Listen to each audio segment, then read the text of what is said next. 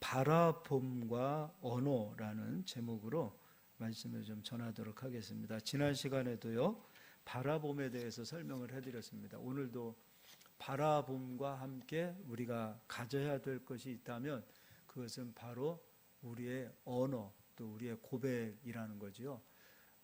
오늘 이제 모세에게 하나님께서 바라보라 했을 때 그 바라보는 그 땅을 말씀하실 때의 사절을 보니까 제가 읽어드릴게요. 여호와께서 그에게 이르시되 이는 내가 아브라함과 이삭과 야곱에게 맹세하여 그의 후손에게 주리라 한 땅이라.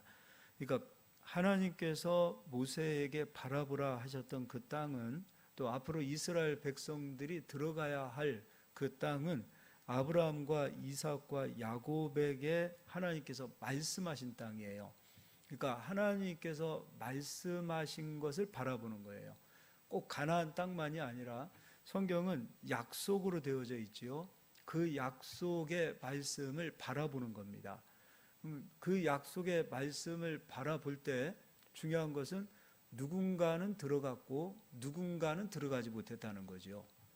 그러니까 하나님의 약속의 말씀을 누군가는 소유할 수 있고 누군가는 소유할 수 없다는 거예요. 누군가는 말씀을 바라보았어요. 또 누군가도 말씀을 바라보았어요. 다 말씀을 바라보았다 하더라도 누군가는 그 땅을 소유하고 누군가는 그 말씀을 자기 것으로 만들지만 누군가는 그 땅을 자기 소유로 삼을 수 없는 사람들도 있었다는 거예요. 그러면 그 누군가들은 누구인가? 다 출애굽한 이스라엘 백성들이요, 하나님의 자녀들 아니겠습니까? 그러니까 하나님의 자녀들이 되었다 하더라도 누군가는 하나님의 약속의 말씀을 자기 것으로 소유하고 누군가는 하나님의 말씀을 자기 것으로 소유하지 못하더라는 거지요. 그러니까 하나님의 자녀가 되었다고 해서 하나님의 말씀이 다 이루어지는 것은 아니더라라는 거예요. 누군가는, 그 누군가도 하나님의 자녀요, 또 다른 누군가도 하나님의 자녀입니다. 그러니까 하나님의 자녀라 할지라도 누군가는 하나님의 말씀을 자기 소유로, 또 누군가는 하나님의 말씀을 바라보기는 했으나 자기 소유가 되지 못하더라는 것이죠. 그럼 그 이유가 무엇인지를 이제 설명해 드리도록 하겠습니다. 창세기 가서 보도록 하겠습니다. 창세기 1장이에요.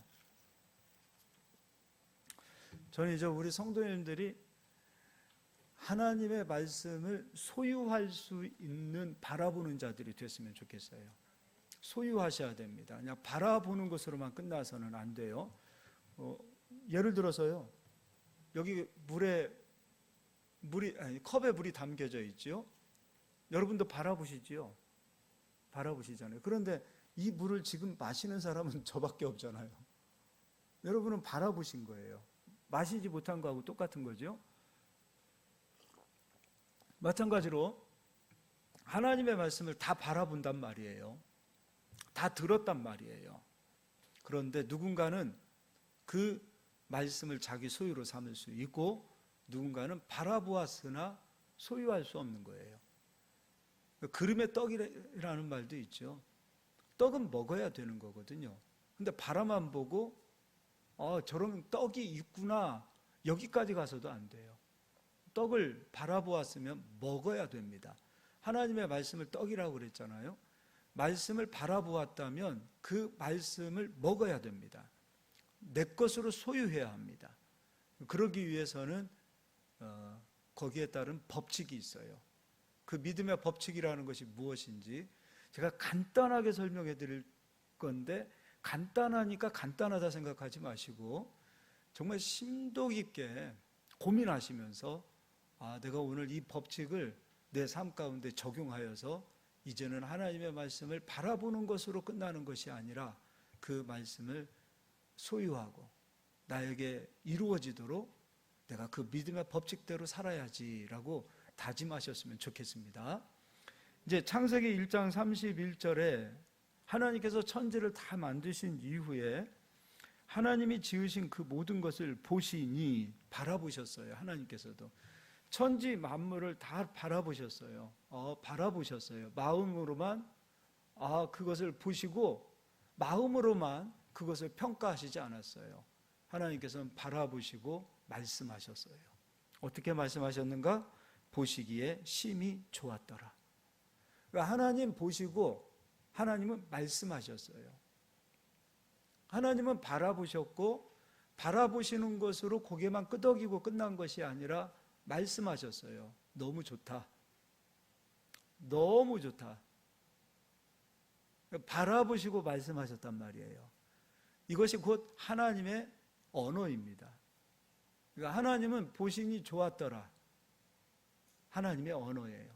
그러니까 하나님과 우리가 소통하기 위해서는 우리가 하나님의 언어를 쓸 수 있어야 돼요. 이 하나님의 언어를 가리켜서 우리는 믿음의 언어라고 말합니다. 그러니까 우리가 하나님께 기도할 때도요, 믿음이 없는 기도 드리면 안 된다라고 예수님께서도 가르쳐 주셨잖아요.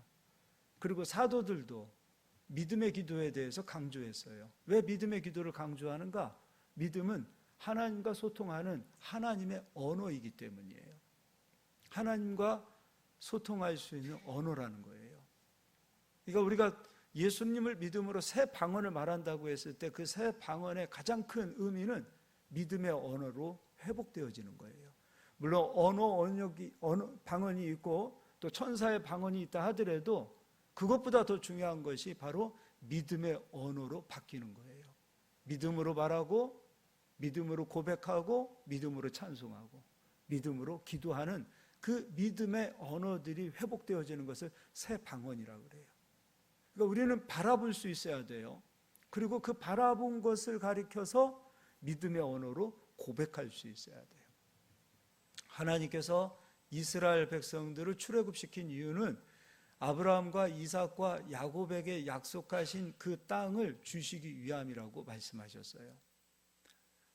가나안 땅은 하나님의 말씀이 머물러 있는 땅이에요.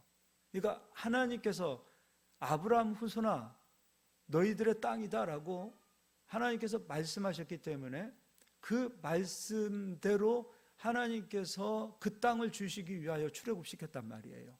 하나님 하시는 일이죠. 약속하신 말씀을 하나님 이루시기 위하여 출애굽시키시고 그 출애굽 그 시점부터 가나안 땅으로 가는 그 길 여정 가운데에 하나님께서는 이스라엘 백성들에게 이제 요구하시는 것이 딱 하나가 있어요. 그것이 무엇이냐면 믿음의 언어예요. 하나님 하실 일 다 하신 거 아니에요? 출애굽시켰어요. 그리고 가자. 그 가는 길 여정 가운데 구름 기둥으로 불기둥 기둥으로 이스라엘 백성을 인도하셔서 가나안 땅까지 데려다 놨어요. 근데 이때 이스라엘 백성들은 무엇으로 준비되어져야 되냐면 믿음의 언어가 준비되어져야 돼요. 믿음의 고백을 할 수 있어야 돼요. 근데 출애굽한 이후에 이스라엘 백성들이 조금 전까지 하나님께서 홍해를 가르시고 자기들을 죽이기 위하여 벌떼처럼 몰려오는 애굽의 그 모든 군대를 홍해 바다에 수장시키시는 것을 눈으로 보고 온 자들이에요.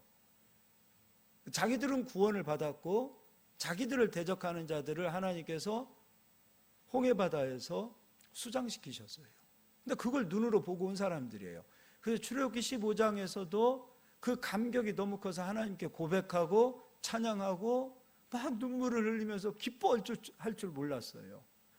그리고 나서 몇 시간, 며칠이 지나지 아니한 상태에서 이들은 조금 전까지 찬양했음에도 불구하고 조금 어려워지자 마음에 뿔딱지가 나는 거예요. 그리고 하나님의 언어를 쓰지 아니하고 하나님께서 그토록 싫어하시는 언어, 원망과 불평을 그들의 입으로 막 내뱉기 시작해요. 가는 길 여정이거든요. 조금만 참고 가면 되는 길이거든요. 근데 가다가 힘들다는 이유로 원망해버렸어요. 바라보았던 그 가나안의 약속의 땅을 이스라엘 백성들이 가서 얻기만 하면 되는데 그 가는 길이 광야라는 이유로 조금 힘들다는 이유로 원망하고 불평했어요. 아직 믿음의 언어가 회복되지 않은 것이죠. 그러니까 믿음의 언어가 회복되어져야 되는 것이 너무도 중요한 거예요. 그건 좀 읽어보겠습니다. 출애굽기를 가서 보겠습니다. 출애굽기 16장입니다.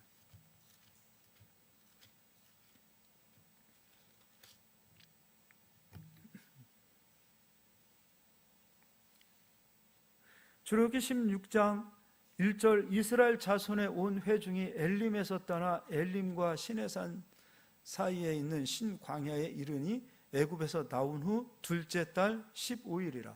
애굽에서 나온 후 둘째 달 1년이 지나지 아니한 상황이죠. 그래, 이해를 해요.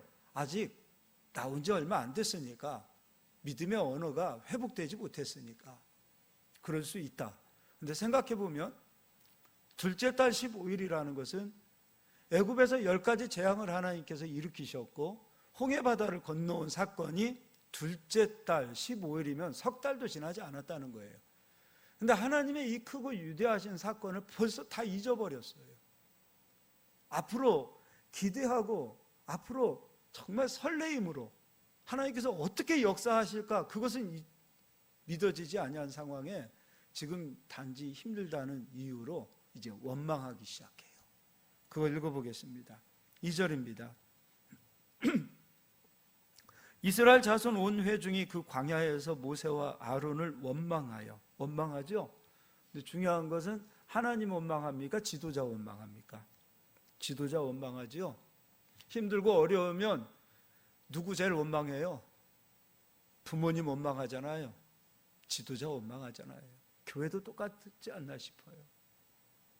근데 3절에 이스라엘 자손이 그들에게 이르되 우리가 애굽 땅에서 고기 가마 곁에 앉아 있던 때와 벌써 애굽을 그리워하고 그 출애굽 그 노예 생활했던 그곳에서 하나님께서 건져주셨는데 오히려 노예 생활했던 과거를 그리워하고 그때가 좋았다라고 얘기하고 있어요. 그러면서 애굽 땅에서 고기 가마 곁에 앉아 있던 때와 떡을 배불리 먹던 때에 여호와의 손에 죽었더라면 좋았을 것을 너희가 이 광야로 우리를 인도해내어 이 온 회중이 줄여 죽게 하는도다. 하나님께서요 이렇게 말씀하세요. 7절입니다. 아침에는 너희가 여호와의 영광을 보리니 이는 여호와께서 너희가 자기를 향하여 원망함을 들으셨습니다.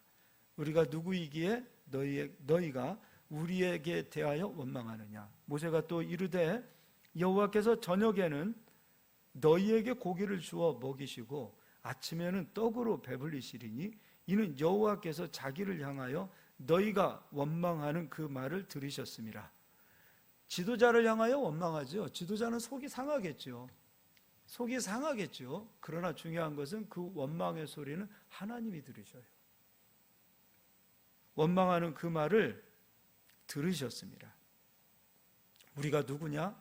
너희의 원망은 우리를 향하여 함이 아니요 여호와를 향하여 함이로다.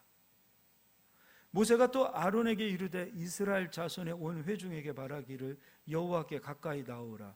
여호와께서 너희의 원망함을 들으셨느니라 하라. 누가 들으신다고요? 하나님이 들으셨다는 거죠.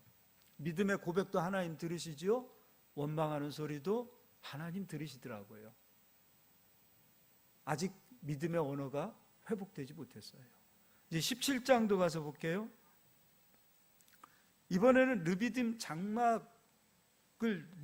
장막을 치고 그 르비딤 가운데에서 백성들이 마실 물이 없다라는 이유로 또 원망합니다. 이번에는 물이 없어서 원망해요. 근데 3절 읽어드리겠습니다. 거기서 백성이 목이 말라 물을 찾으매 그들이 모세에게 대하여 원망하여 이르되 당신이 어찌하여 우리를 애굽에서 인도에 내어서 우리와 우리 자녀와 우리 가축이 목말라 죽게 하느냐. 아직도 안 변했죠. 그럼 이제 1년이 지난 시점은 얼마나 변했을까요? 하나님께서는 약속하신 대로 말씀하신 대로 가나안 땅을 하나님께서는 이스라엘 백성들에게 들어가라 말씀하셔요. 그런데 하나님께서는 가나안 땅에 들어가라라고 말씀하셨을 때에 1년 출애굽하고 난 1년 후에 가나안 땅을 보여주세요. 이제 들어가자 했어요. 근데 이스라엘 백성들이 이런 요구를 합니다. 우리가 눈으로 한번 가서 보고 오겠습니다. 정탐하겠습니다. 한 번 더 재차 눈으로 보고 오겠다는 겁니다. 그래서 각 지파에서 한 명씩 뽑아 12명이 그 땅을 바라보고 옵니다. 여기서도 바라보았어요. 바라보았다고 해서, 꿈을 가졌다고 해서, 비전을 보았다고 해서 다 이루어지는 거 아니에요. 믿음이 있어야 그것을 나의 소유로 삼을 수 있는 거예요. 여기에서 보고 왔어요. 우리는 그토록 잘 아는 말씀입니다. 민수기 13장 14장에 나와 있죠. 10명의 정탐꾼은 보고 와서 부정적으로 보고했습니다. 하나님께서 우리를 위해서 싸워주신다라는, 우리와 함께 하신다라는 고백은 1도 없었습니다. 근데 여호수아와 갈렙은 그렇지 않았죠. 그들은 우리 밥이다. 하나님께서 우리와 함께 하시면 그들은 우리 밥이다. 그들은 보고 왔고 믿음의 언어로 고백했어요.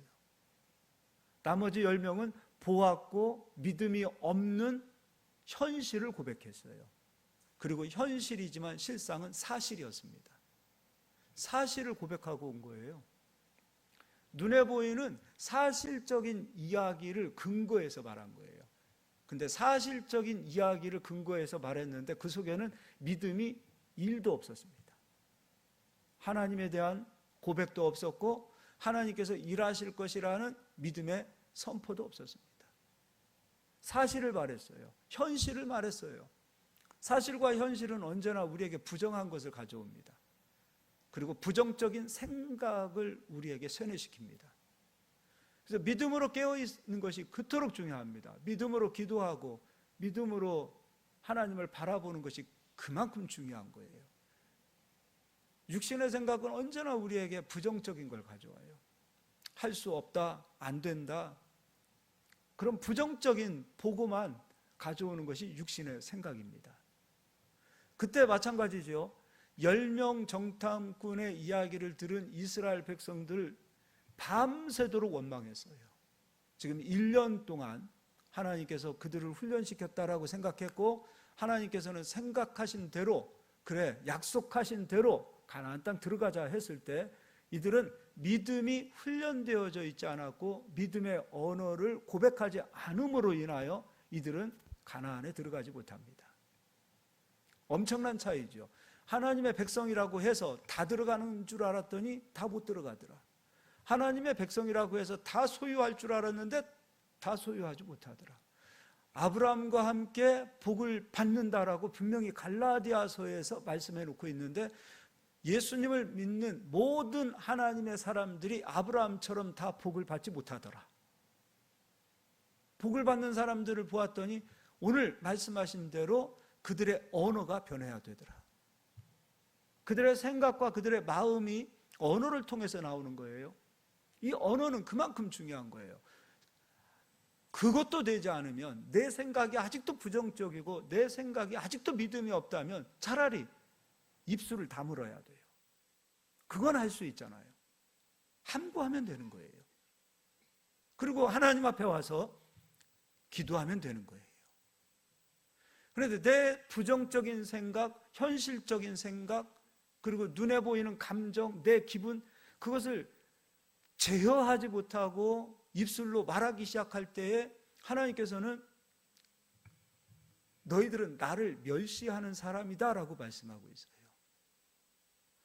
하나님을 멸시하는 입술이 되어지는 사람이라 라고 말씀하셨어요. 그럼 그들은 바라는 보았고 마음으로 원하고 그토록 갖고 싶은 것이 있다 하더라도 하나님께서는 주시지 않겠다는 것이 하나님의 말씀이에요. 이제 민수기 14장을 가서 보겠습니다. 여기 설교하는 동안에 좀 끌까요? 괜찮으면? 예, 민수기 10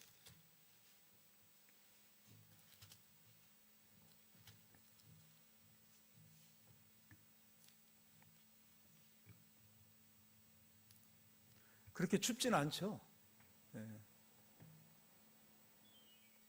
민수기 14장 10명의 정탐꾼의 이야기를 듣고 가나안 땅 들어갈 수 없다라고 부정적으로 이야기했던 그 수많은 이스라엘 백성들을 향하여 하나님께서 하시는 말씀이에요. 우리 각자 다 하나님께서 주신 인생의 길을 걷는 사람이에요. 근데 어떤 분들은 참 들어도 저분은 왜 저렇게 입술이 변하지를 않지? 근데 그 입술이 변하지 않는 사람들의 마음을 한번 보세요. 마음이 왜 그렇게 이쁘지 않지?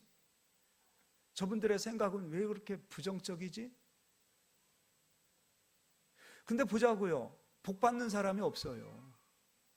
복을 밀어내는 거예요. 그러면 안 된다고 수차 이야기해도 못 고치는 이유가 도대체 어디에 있습니까? 신명기를 제가 한 10년 가까이 한 것 같아요. 10년 좀 안 되게 지금 한 것 같아요. 다른 얘기 아니에요. 오늘 이 얘기 지금 신명기 34장은 지금 지난날에 복습하는 시간이거든요. 이게 핵심이거든요. 근데 왜 안 변하는 겁니까? 우리가 왜 입술의 열매가 하나님 앞에 올려져서 입술의 열매로 복받는 성도들이 되어야 되는데, 신앙생활을 해도 입술이 변하지 않는 이유, 신앙생활을 해도 마음이 변하지 않는 이유가 왜 그럴까요? 어쩜 그렇게 성경하고 똑같습니까?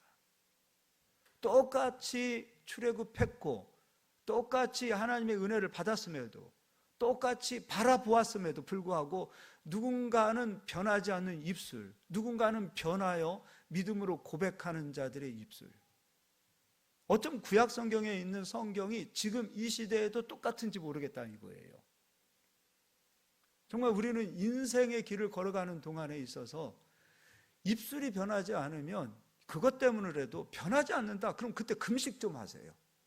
목숨 걸고 한번 죽기 살기로 금식하시고 생명 걸고, 하나님 도대체 내 입술, 내 생각, 내 마음은 왜 그런지 모르겠습니다.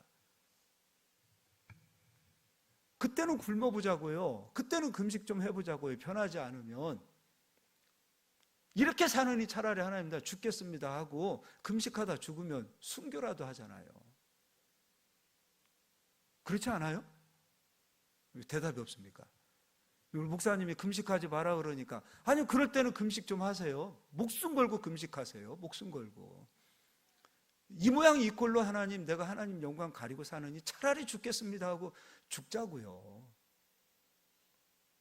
이 모양 이 꼴로 사느냐, 하나님 내가 그냥 빨리 천국 가겠습니다. 하나님 영광 가리고 교회 아프게 하고 전도길 막고 이렇게 사느냐, 하나님 차라리 내가 구원받은 것으로 만족합니다 하고, 그렇게 죽기를 각오하고 해보자고요.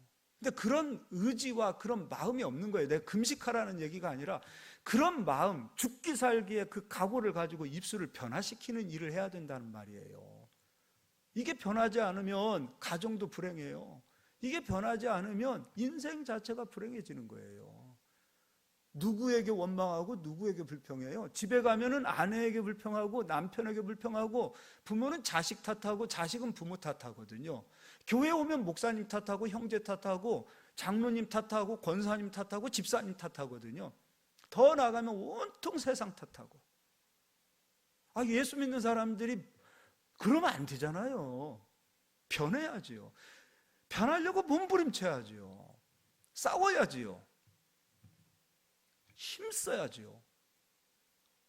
그렇게 해서 하나님 주신 복을 받는 자들이 되어야지요. 성경에 있는 약속들을 바라만 보고 끝날 거예요. 내 것으로 만들어야죠. 아브라함과 함께 복 받으리라 라고 말씀했으면 한번 복도 받아봐야 될 거 아닙니까? 말씀이 이루어지는 정말 깊은 체험도 해봐야 되지 않겠어요? 이제 복 받는 성도로서 한번 살아보자고요. 저는 우리 성도님들이 복 받기를 원합니다. 복 받기를 원해요. 정말 잘 되기를 원해요. 정말 우리 사랑하는 성도님들 어디 나가서도 복 받는 자로서, 안 믿는 사람이 보아도 당신은 하나님 때문에 복 받은 사람입니다. 형제들이 보아도, 우리 오빠, 우리 형 예수님 믿더니 하나님이 저렇게 복 주셨군요. 이런 고백들이 있기를 소망해요. 나도 오빠처럼 예수님 믿고 싶고, 나도 언니처럼 예수님 믿고 싶고, 나도 자네처럼 예수님 한번 믿어보고 싶네. 믿지 않는 사람들의 고백에서도 하나님께 영광을 돌릴 수 있는 그런 아름다운 삶을 좀 살았으면 좋겠어요. 예수 믿는 사람들이 세상 사람들처럼 똑같이 원망하고 불평하고 남 허물을 얘기하고 그렇게 부정적으로 살아가면은 이거 안 믿는 사람도 다 알 수 있어요. 그럴 거예요. 너나 믿어. 너나 믿어. 너나 믿고 천국 가. 그렇게 얘기할 것 같아요. 우리의 입술의 수준이, 아니 솔직히 얘기해서 절에 다니시는 분들 얼마나 예절을 지키고 얼마나 훌륭한 인격을 가진 분들이 많습니까? 마음이 얼마나 넉넉한 분들이 많은지 몰라요. 근데 예수 믿는 사람들이 인색하고 입이 세상 말로 하잖아요. 입만 살았다고. 그러면 안 돼요. 도덕적으로 윤리적으로 경건함, 이 모든 것도 세상 사람들이 따라올 수 없는 수준까지 올라가자고요. 저희들이 정말 예수 믿는 사람들은 다르구나 이렇게까지 보여줄 수 있어야 돼요. 예수 믿는 사람들은 시끄럽구나라고 보여주면 안 돼요. 예수 믿는 사람들 정말 우리가 본받아야 될 사람들이구나 이렇게 우리가 변하기를 원해요. 할렐루야. 네. 14장 26절로 제가 읽어드리겠습니다. 여호와께서 모세와 아론에게 말씀하여 이르시되 나를 원망하는 이 악한 회중에게 내가 어느 때까지 참으랴. 그럼 원망은 하나님께 하지 않았다라고 이들은 생각했지만 이 원망은 다 하나님 들으셨던 거예요. 아니 가나안 땅 보여줬잖아요. 이제 들어가기만 하면 되거든요. 그런데 왜 원망해요? 왜 원망하는 거예요? 27절 다시 읽어드릴게요. 나를 원망하는 이 악한 회중에게 내가 어느 때까지 참으랴? 이스라엘 자손이 나를 향하여 원망하는 바 그 원망하는 말을 내가 들었노라. 그들에게 이르기를 여호와의 말씀에 내 삶을 두고 맹세하노라. 너희 말이 내 귀에 들린 대로 내가 너희에게 행하리니. 제일 변해야 될 게요, 입술이에요. 그러니까 바라보았다고 해서, 꿈을 꾸었다고 해서, 말씀을 바라보았다고 해서, 알고 있다고 해서 그것이 나의 소유가 되는 게 아니라는 거예요.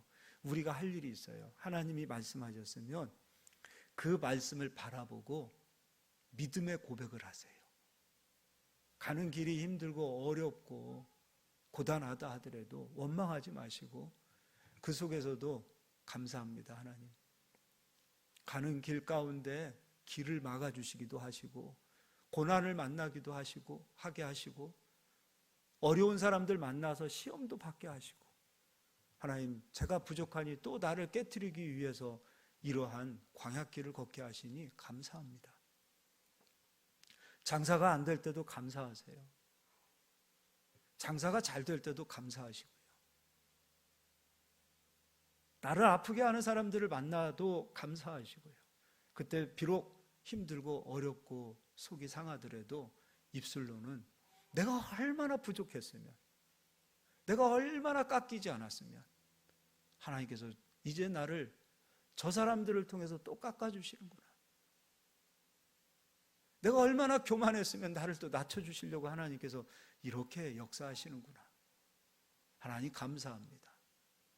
고난이 와도, 조금 힘들어도, 조금 먹을 것이 없고 부족하더라도, 남들은 출세하고 잘 되는 것 같은데 나는 하는 일마다 좀 안 될 때도 조금 감사하면서 고백해 보세요. 하나님, 내가 얼마나 못났으면, 내 그릇이 이거밖에 되지 않았으면. 자책하지 마시고요. 자책하는 게 아니에요. 하나님께서 내 그릇을 키워주시려고 하시는군요. 나를 좀 정결하게 해주시려고 하시는군요. 하나님, 내가 하나님이 이거밖에 안 돼서 내가 이런 복을 받습니다, 이거밖에 안 돼서 자책하지 말라는 거예요. 하나님께서 나의 그릇을 키워주시려고 이렇게 나를 인도하시는군요. 하나님께서 나를 정금과 같은 사람으로 만들어주시려고 이렇게 다듬어 주시는군요. 하나님 감사합니다. 하나님, 내가 할 수 있는 일은 입술의 고백밖에 없습니다. 이렇게 고백하자고요. 하실 수 있겠습니까? 이렇게 사는 자들이 그리스도인입니다. 하나님의 자녀들이 다 바라보았다고 해서 다 소유했던 거 아니고요. 다 하나님의 백성이라고 해서 다 축복받은 것도 아니었어요. 다 바라보는 자입니다. 다 하나님의 자녀입니다. 그러나 우리가 해야 할 일은 정말로 하나님 기뻐 받으시는 입술의 열매, 찬송의 제사를 올려드리는 거예요. 이 뒤에 어떻게 됐어요? 너희 말이 내 귀에 들린 대로 하리라. 그들 다 광야에서 어떻게 됩니까? 가나안 땅 못 들어가요. 말한 대로 못 들어갔어요. 바라보고 소유하지 못했어요. 우린 바라보았다면 현실적인 사실적인 이야기를 하지 마시고요, 믿음의 고백을 하세요. 바라보았다면 하나님, 내 힘으로는 안 되는 거 아시죠? 그러나 하나님이 하시면 됩니다. 하나님이 하시면 됩니다. 하나님이 사람 붙여주시고 환경을 만들어주시고 하나님 역사하셔서 하나님 일하시옵소서. 하나님 일하시면 됩니다. 하나님 역사하시면 됩니다. 기도는 그거예요. 기도를 통해서 우리가 하나님을 만나잖아요.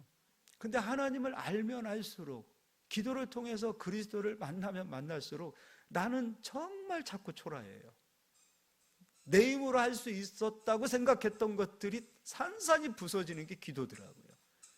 계속 깨지고요, 계속 부서지고요. 그런데 그 가운데에서 하나하나 빛이 보여요. 아, 나는 내 힘으로는 아무것도 할 수 없었으나 하나님이 하시는구나. 나는 작아지고 하나님이 커지더라고요. 이게 기도예요.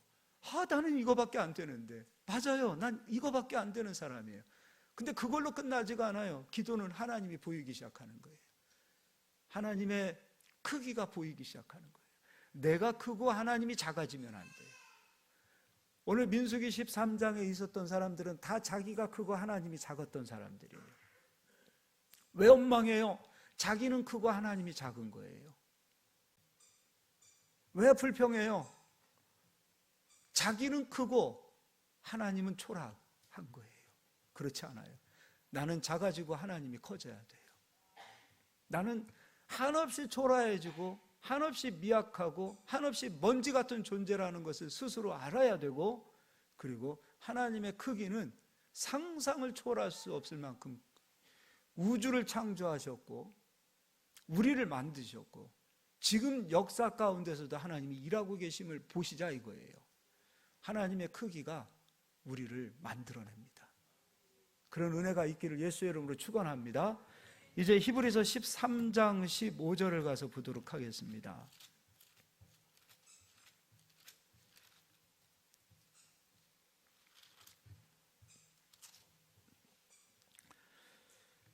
(15절입니다) 그러므로 우리는 예수로 말미암아 항상 찬송의 제사를 하나님께 드리자. 이는 그 이름을 증언하는 입술의 열매이니라. 우리가 입술의 열매로 사는 자 됐어요. 그리고 우리는 하나님 앞에 찬송의 제사를 올려드리기를 바라요. 오늘 주일날 예배드리러 왔잖아요. 이 시간에만 찬양하는 찬송이 되어서는 안 돼요. 가정에 가셔도, 직장에서도, 길을 걸을 때도, 외롭고 고독할 때도, 힘들고 어려울 때도, 그때도 찬송하자고요. 그때도 입술로 고백하자고요. 내 입술이 변하지 않는 것, 목숨 걸고 한번 목숨을 걸어보자고요. 목숨을 걸자고요.